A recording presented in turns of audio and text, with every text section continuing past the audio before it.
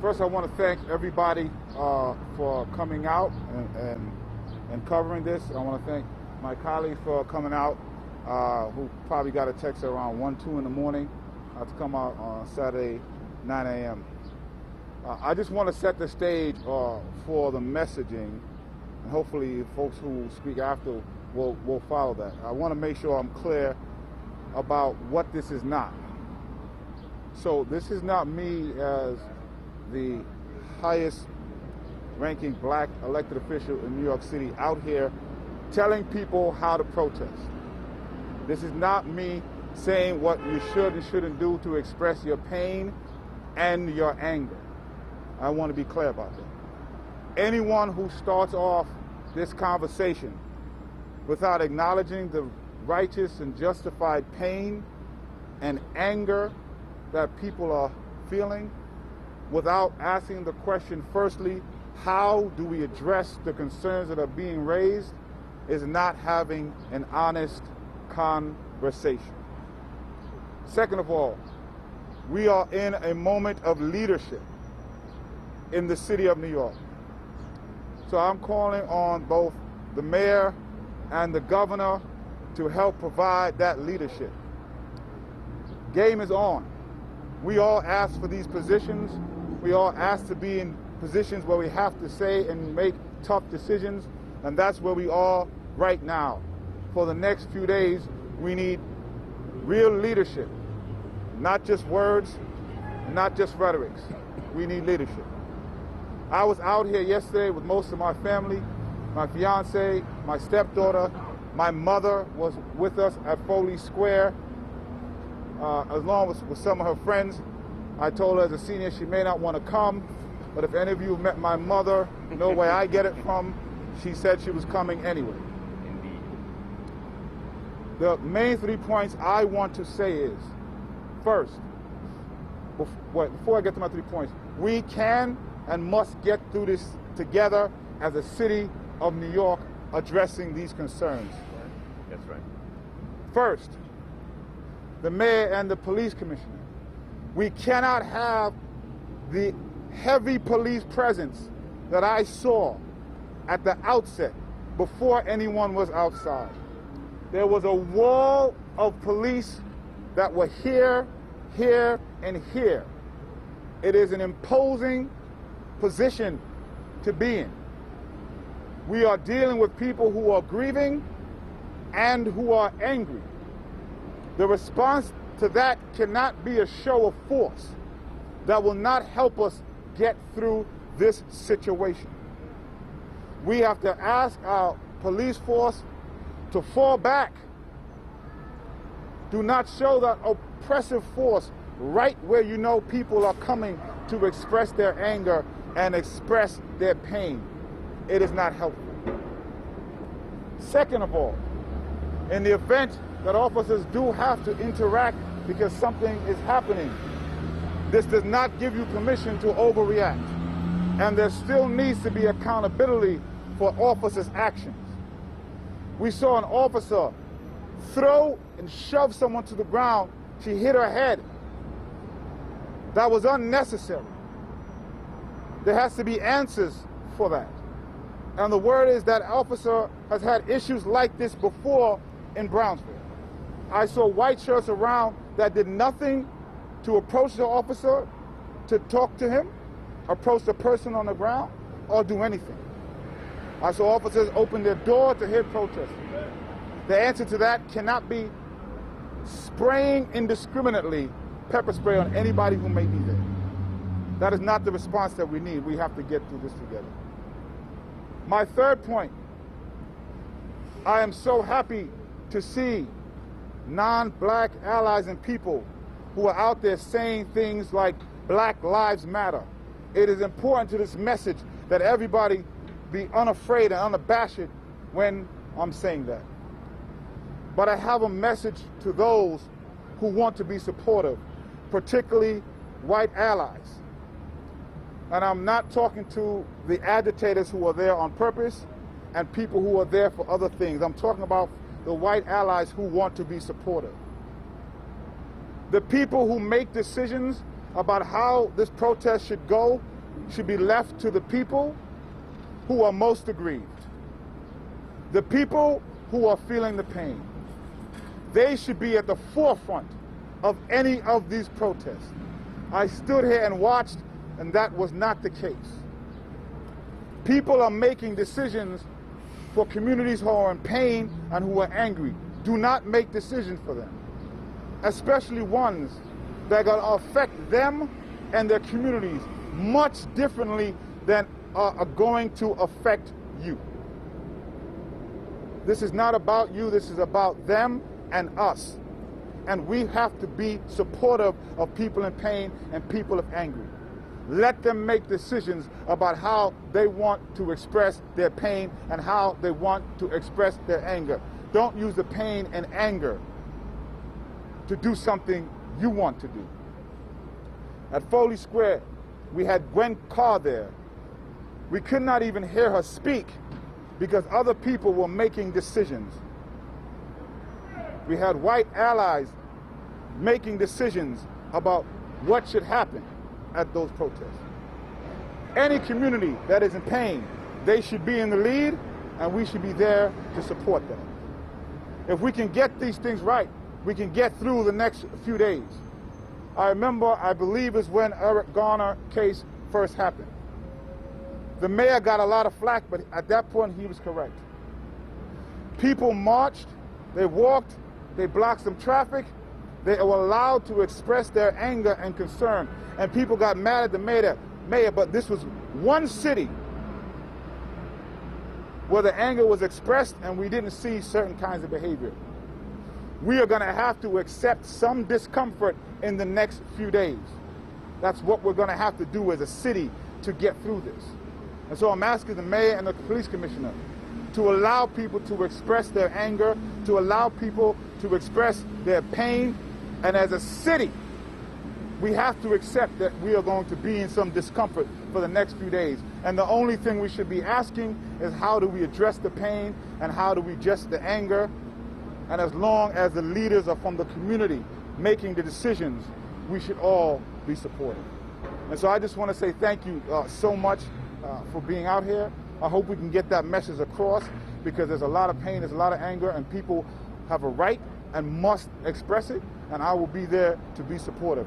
And so we're going to hear from State Senator John Liu, came all the way over from Queens, which I appreciate to be here at 9 o'clock in the morning.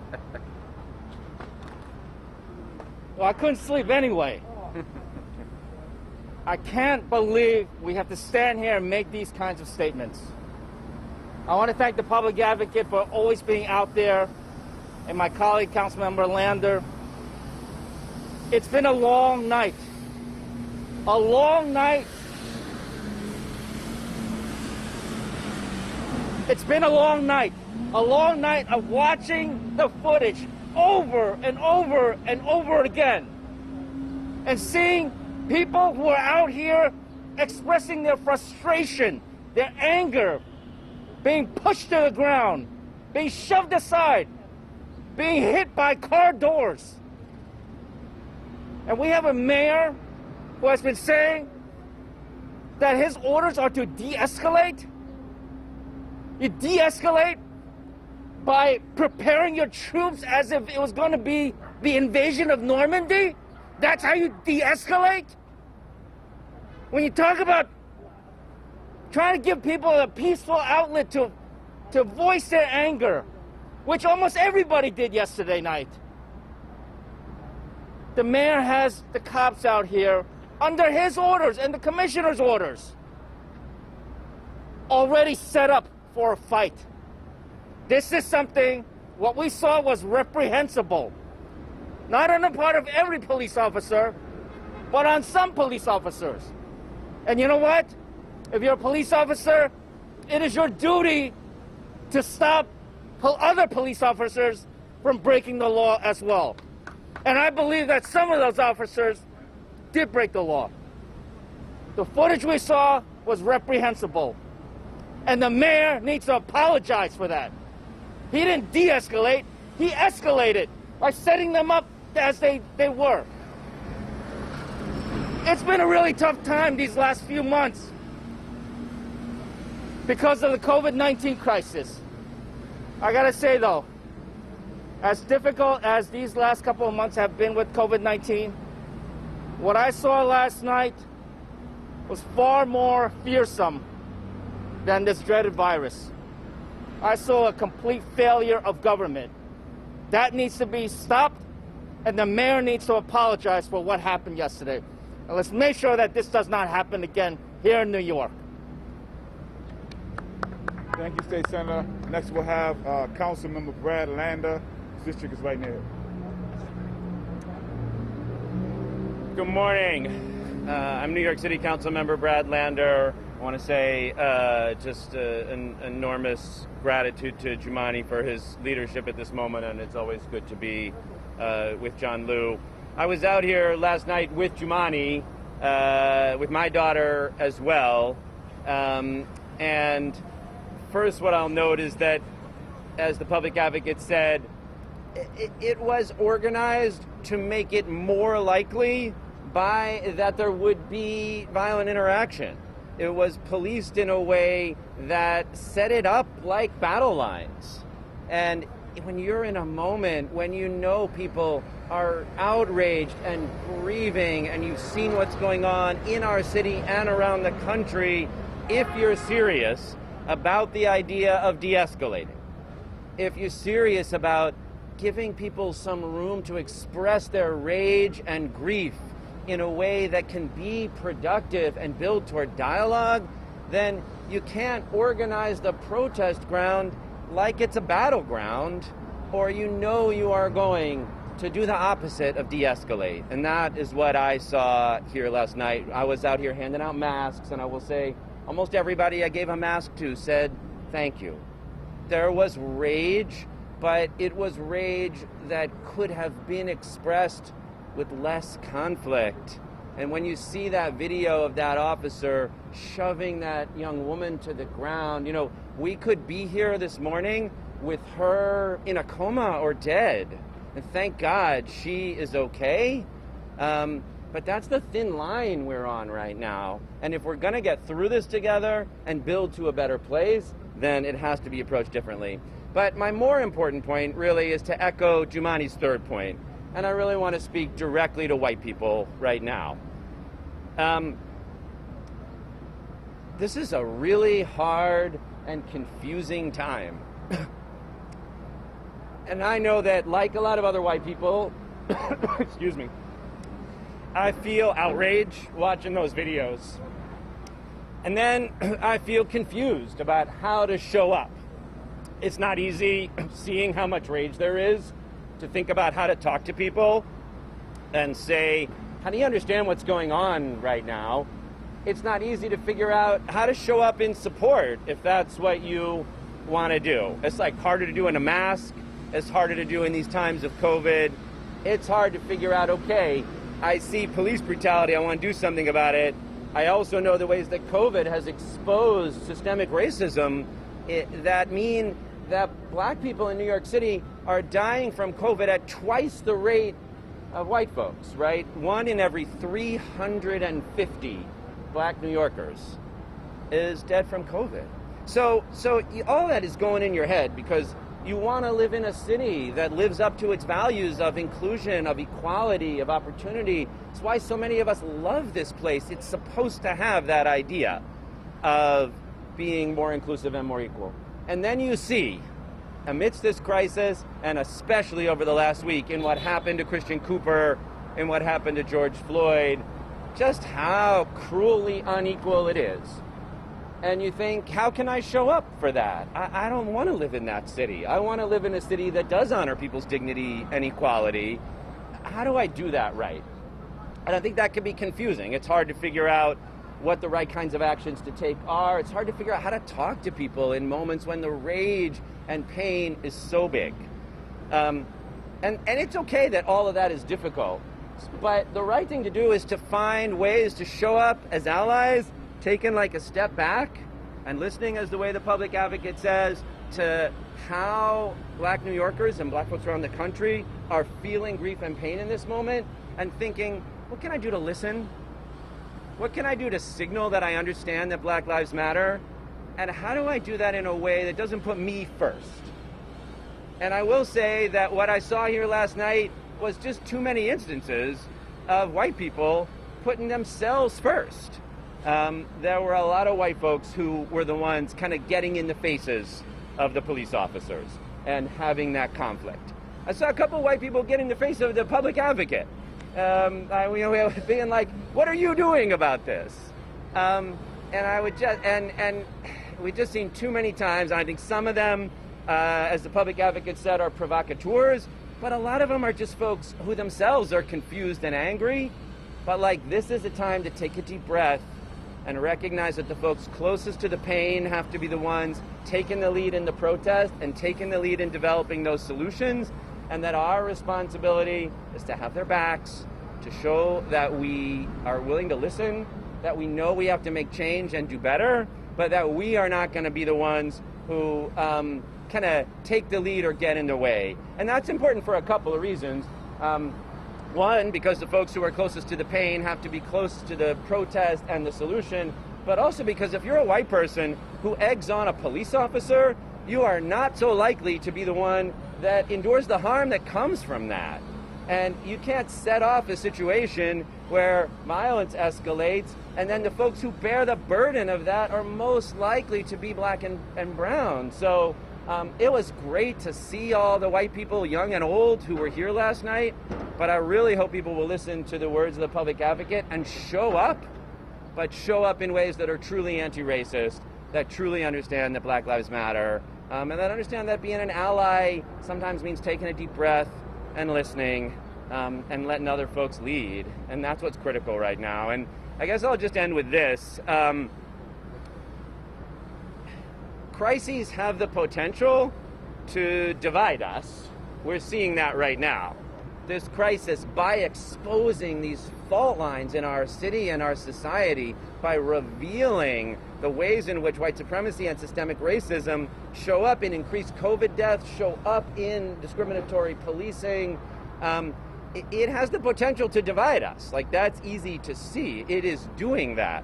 And of course, when you got this madman in the White House echoing it, and you don't have the kind of leadership that Jumaane is calling for at other levels of government, the possibility that the crisis sows more division is very present. Like, it's just palpable. You can feel it in the city. Like, we are all feeling a certain amount of disorder, and without a lot of leadership to be able to hear voices, to be able to show solidarity, we're going to divide further. But I guess I would just end with this. It is also possible for those crises to bring us together if we can listen honestly and if we could show up for each other in that spirit. You know, in those brief days after 9/11, you could feel a spirit that people were like, something's messed up here and we're going to have unity to get through it. And after Hurricane Sandy, the same. And you can see little bits of that now in the way people cheer for essential workers and show up in mutual aid groups. But we're going to have to work harder. And white people especially, who have had so much privilege in this city, are going to have to especially work harder if we want to show up in the spirit of solidarity that is going to make it possible for that rage to express itself, and then for us to transform it and work together into something better out of this. And I pledge to do that. I'm grateful, as always, for the public advocate's leadership, and I hope others will step up as well. Thank you very much. We're going to have one more speaker and take some questions. We have Kay Bain from CCD. He does amazing work as violence interrupters and making sure we're getting to the communities to do exactly what we're saying, have them lead the charge and what's needed in their community. Kay Bain. Thank you, Mr. Public Advocate. So I just want to stay focused. And what we're experiencing in New York City is rage, outrage. But let's not lose focus of the root causes. When we talk about COVID, we talk about pre-existing conditions, underlying conditions. Well, there are pre-existing and underlying conditions that have led us to what we're experiencing in New York City right now in the form of outrage. And what I'm hearing from the elected leadership here is that there's an understanding that people have the right to be angry. People have the right to call for justice. So in the midst of us observing people expressing themselves, we need not lose sight and focus of the point of focus. Justice is the cry. Justice is the call. If we lose sight of that, then we have failed the people.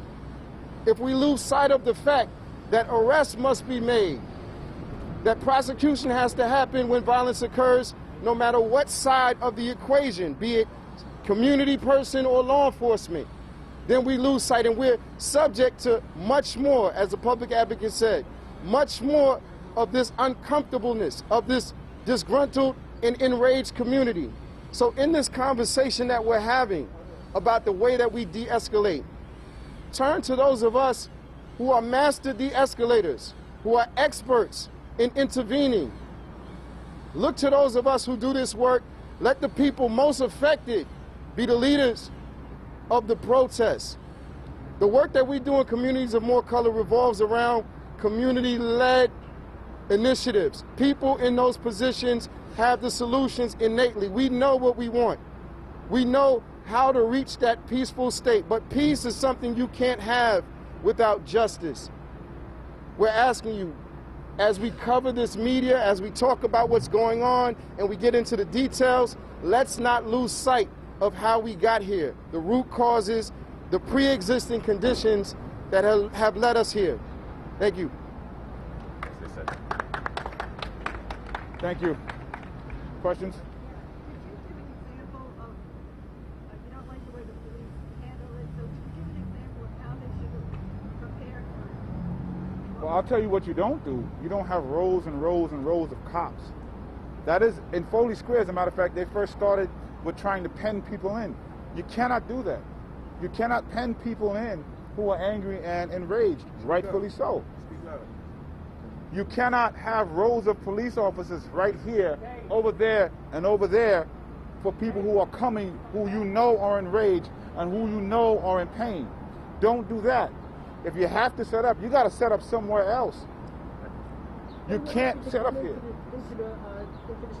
I hear what you're saying. Excuse me.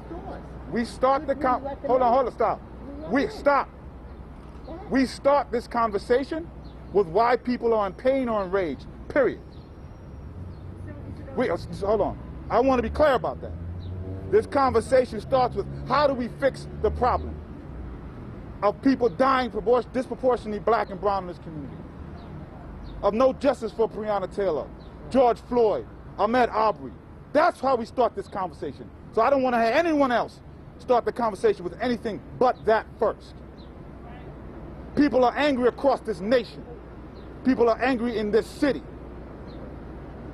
We don't have justice for Eric Garner yet because there are police officers who were there and have not been brought to justice.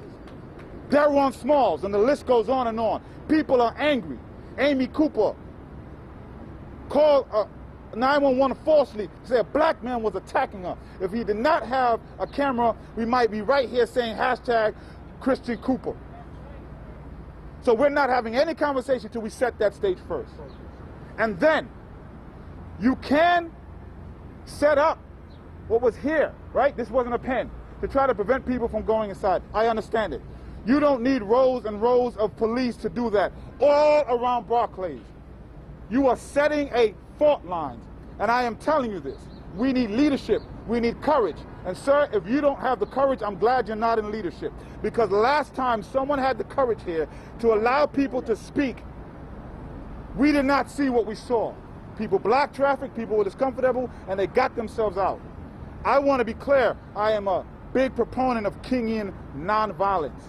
And this is me. I don't want that to be confused with peaceful. There has to be disruption for people to express their anger. And so I will always participate and support nonviolent protests. But peaceful protests, when people knelt and put a knee, you had people complaining about them kneeling at the NFL. So don't sit here and say that the problem is how people are protesting, because it's not. The problem is the thing that people are protesting about. And I am putting forth as a leader a way that we can allow people to express their anger and rage and address it and try to make it as constructive as possible. So don't come here and say you're worried about Barclay, but not worried about the pain that black people have been feeling for so many years.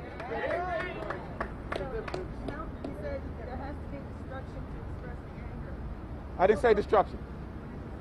I said there has to be disruption of peace sometimes to get across. Dr. King was a disruptor of peace. I want to be clear about that. So is there any level, I mean, we had a police car that was burned, making an attempt to get into the precinct.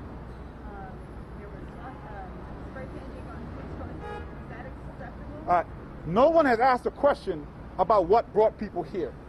You are all jumping to the end. No, because that has, I said, if we don't start off with that, we are having a dishonest conversation. You want to start off with the police call and the swastikas. I want to start off with the pain and the anger. And that's the problem. Stop. Stop. People who are hospitalized, people in hospitals. Demonstration? I am just saying, I want to be clear on what we're starting with. I saw the police van burning. I was there when people were putting graffiti on. This is not the things I'm saying that has to happen. I'm trying to prevent it from happening. And the way that we do that is first not having a big police presence here when people are in pain. That is the first way that we can do that. I don't want to see the things that I saw last night. But what we always do is try to go to that as a way to prevent it by pointing it out. And we need leadership to say how we make it not happen. And the first thing is we have to understand we have to get through this together. We have to understand there is pain and there's rage, and people need to express that. And we cannot have the police presence that I saw at the beginning, before anybody was here. There was a row of police over there. That's before anybody was here, sir. Nobody was here at that moment in time. Looked like three-year-olds. They were social media. Nobody was here. They wanted to Nobody was here when that happened. Nobody was here when that happened. Second of all, it doesn't give people the right to shove people on the ground and hit their head and hit people with car doors and indiscriminately spray. And then third, I said, the people I saw initiating a lot of that were not the people who were most aggrieved. And that's why I'm saying those folks need to be in the front of the protest. They need to be the ones deciding what direction the protest is going to go. To synthesize this a little bit, it seems like people are worried about damage of property that we've seen across the nation. You're kind of saying, in a kind of more progressive way, you're saying that if we de-escalate cops' presence, we might not get to that point. Is that correct? And do you trust New Yorkers to not get to that point if cops do de-escalate? Well, there's two things, and I very much trust New Yorkers. One is we have to take a de-escalation model. Anything else, by definition, will only escalate. So we have to take a de-escalation model. But we also have to put forth a plan that is going to address the things that people are angry about. Those two things have to come hand in hand. We have to have an honest conversation about accountability, transparency, and the pain that these communities are feeling. I believe if we go with the de-escalation model and a way to address the pain, if people can hear from their leaders that we are not going to cut all the summer youth jobs and leave the NYPD intact, that we are not going to cut Medicaid, but we're going to figure out ways to raise revenue from the wealthiest among us. Those are things that can help address the pain that people are hearing. If we say that we are going to have accountability for the officers that were there with Eric Garner or Delron Smalls, those are the things that can help address the pain. As was said, people have been saying no justice, no peace for a very, very, very long time. Much of the conversation goes to the peace side. I'm saying we have to spend a lot of conversation time on the justice side. Can I say one thing about the plan? I just want to maybe give a little echo and additional detail to this question of what are the conversations we should be having. And I'm following here Communities United for Police Reform, who have been working on this set of issues for a decade, and the Public Advocate and I are fortunate to have worked with them. So they've got two main things they want to be pushing on right now, and they're the two that the Public Advocate said. First, there's a range of incidents, especially Delron Small and Eric Garner, where the officers who either were involved in perpetrating or who falsified records afterwards there's not been justice and accountability. So that's number one. But number two that I'm going to address a little more as a city council member is the city budget. Because in the midst of this crisis, when we've seen the reasons that inequity in resources has resulted in disproportionate death for African American and Latino New Yorkers. We're about to have a budget, the budget that the mayor has proposed, cuts the Department of Youth and Community Development by 45%. It eliminates summer youth employment, it eliminates summer youth activities, 45% cut. The cut to the NYPD proposed is 1%, while there's a hiring freeze that's proposed to be put in place on teachers and counselors and mental health workers. One of the very few titles there is not a hiring freeze proposed for is police officers. And that means if the mayor's budget goes into effect, that we will next year hire about 2,300 new police officers at a cost of around $200 million, while we are cutting our summer youth programs, by 45 entirely, and our whole youth budget by 45%. So, what's needed, what people want is a lot bigger, is transformative change so we'd have real racial justice. And that's a big conversation. But in our city, there's these concrete pieces of it that would be real steps forward of accountability at the in the case of officer-involved violence, and also in our budget, where if we just decide that we'll have to next year, given this budget crisis, treat the NYPD like we're treating all the other agencies and have a hiring freeze, and we'd have $200 million more to spend on violence interruption and summer youth programming. Will that solve the problem? That will not solve the problem. But is that a way to get the conversation moving in a direction that is responsive? I think it is. I need to say something about what has happened and put it in better terms, and I apologize for not putting it in better terms. The reason that I tipped a little bit is because, as I said before, we're not okay, right? Black folks are not okay. And they have to walk around not being okay in spaces that they're not allowed to express why they're not okay. They have to go to work the next day. There was a CNN reporter who was arrested while his white counterpart wasn't. He came out of jail and started reporting. And that's what the black community has to do time and time again. And so what usually happens after this is people come in and say, well, we have to ask for calm. We have to do this calmly. And that is a frustrating thing to hear when people are asking about the burning of the car and the graffiti, but not really focusing on what is happening so that we can all together be clear on what we need to see.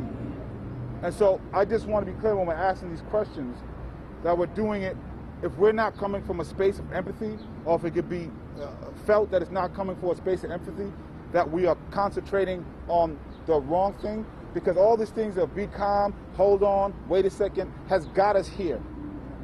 All of those conversations have got us right here.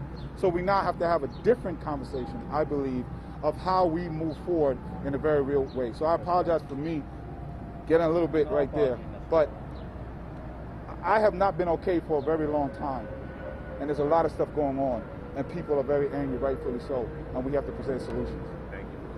Let's say we receive de-escalation from the NYPD. Oh, wait, I'm sorry, I'm gonna come back. I forgot. Sorry, go ahead. Do you want the mayor and the governor to show leadership at this moment? Do you think it's appropriate then for them to be at these demonstrations?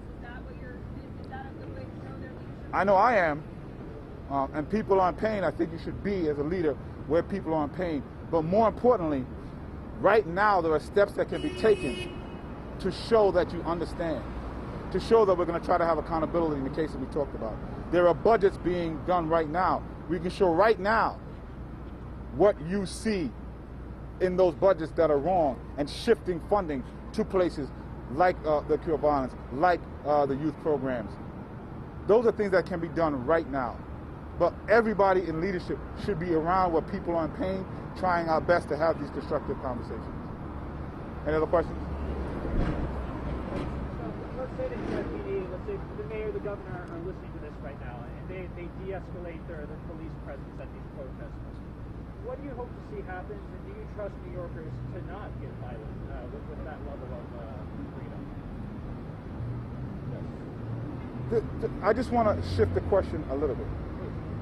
First of all, if black people aren't being killed unarmed, is the first thing I'd like to see. Second of all, I'd like to see us begin a real plan to address the inequities that people are angry about. Third, I would love for the majority of people dying from coronavirus not being black and brown, and the things that we can do to address that. So that is always the framework I am going to start this conversation. And I trust New Yorkers. If that were to happen, we would not even be here in the first place.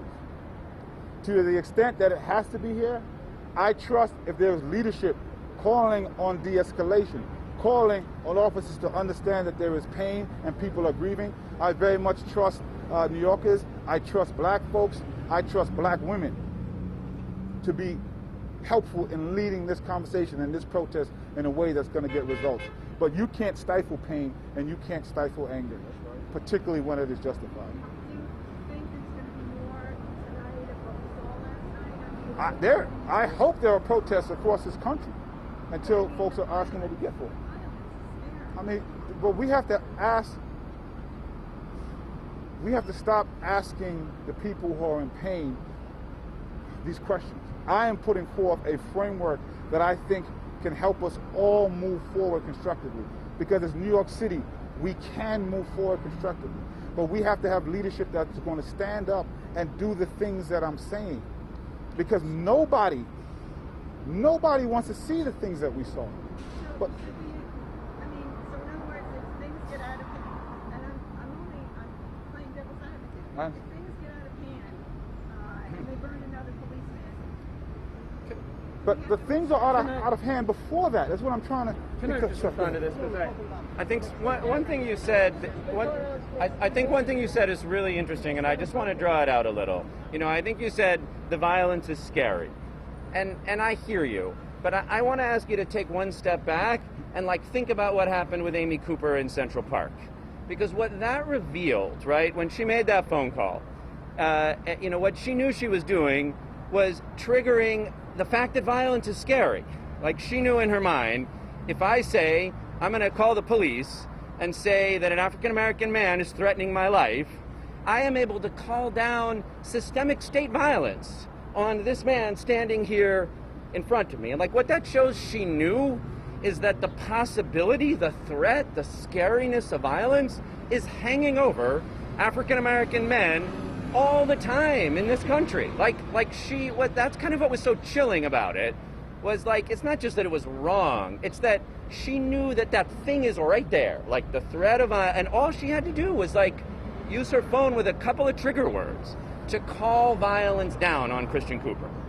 And so if you sit with that for a minute as a white person and think, what does it mean to live in a society where African-American men, in this case especially, but African-American and Latino and men and women, are walking around every day with the threat of violence like that hanging over their heads?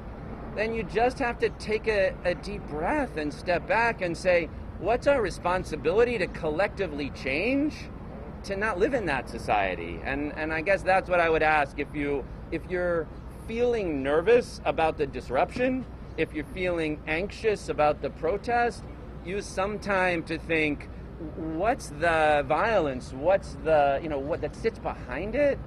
And how do we collectively move forward to do something about it? Thank you. And it's very important because none of us want any of it. And we're trying to just have an honest conversation of how we get through this as New York City, which we can, but we need leadership. So we don't want to see some of the things that we saw yesterday. And we put forward a plan to try to prevent it from happening.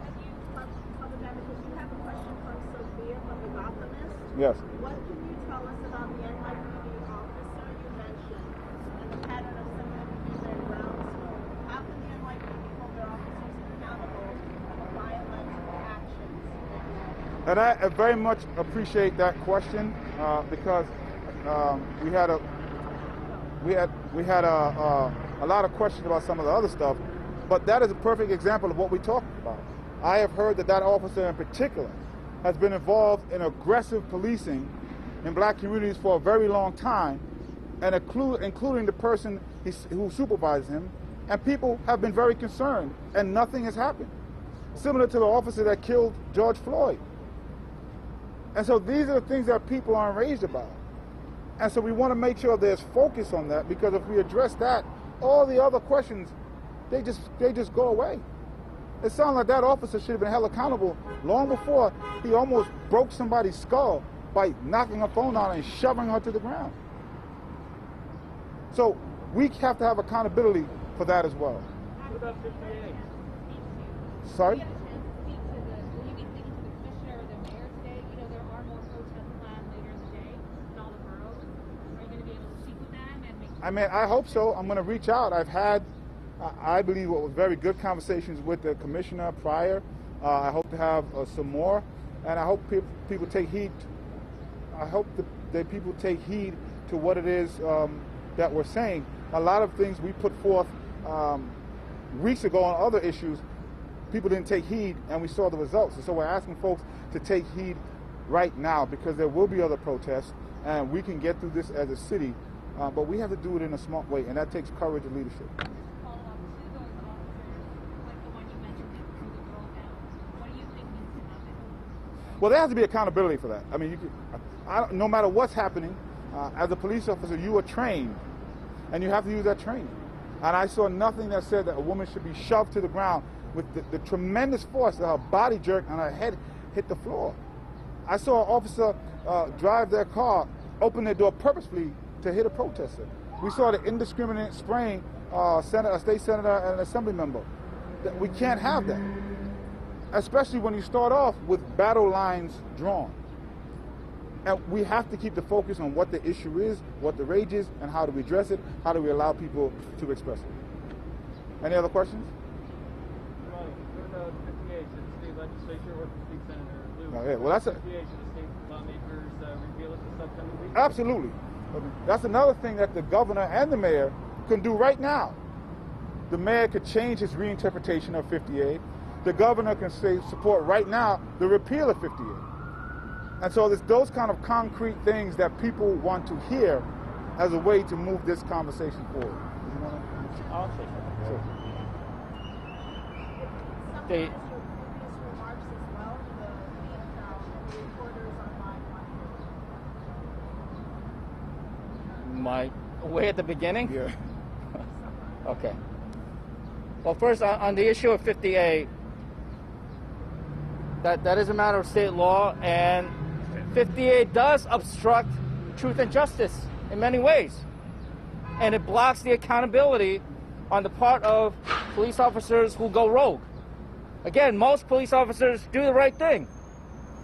But all police officers have a responsibility to uphold the law, including upholding the law on the part of officers who are breaking the law. And what we saw yesterday over and over again, Jumaane mentioned the footage of the woman being shoved. We saw plenty before that, and we saw plenty after that. There's no question there what that particular officer did and what he didn't do after the fact. And 50A does nothing except protect him, and that's got to change. And as far as what we have seen yesterday, and I start off before saying that it's been a long night, because we kept seeing the videos over and over and over again. And it's hard to believe that New York could come to this. And it's hard to believe that the officers who are out there supposedly protecting the public, in fact, escalated the situation. And the main point I want to make is that people were out here to show their frustration at what happened. It was 1,000 miles away, but it actually happened right here in the city of New York. Not that long ago. It's still fresh in our memories. And people have a right to express their rage. And almost everybody was out here last night doing it peacefully and non-violently. But when they came here, they saw 3 columns of officers already lined up for a fight. It was like the city was set up for the invasion of Normandy right here in front of Barclays. What do you think is going to happen? How do you think people are going to react when they come here to express their opinion, their frustration, their outrage, and they are met with columns of armed police officers. De Blasio keeps saying he's told the officers to de-escalate. Well, guess what? They escalated. And you know who's accountable for that? The mayor himself. De Blasio needs to apologize for what happened here last night. Simple as that. Any other questions? Thank you very much. Peace and blessings to everyone. Love and light. Let's have a constructive few days.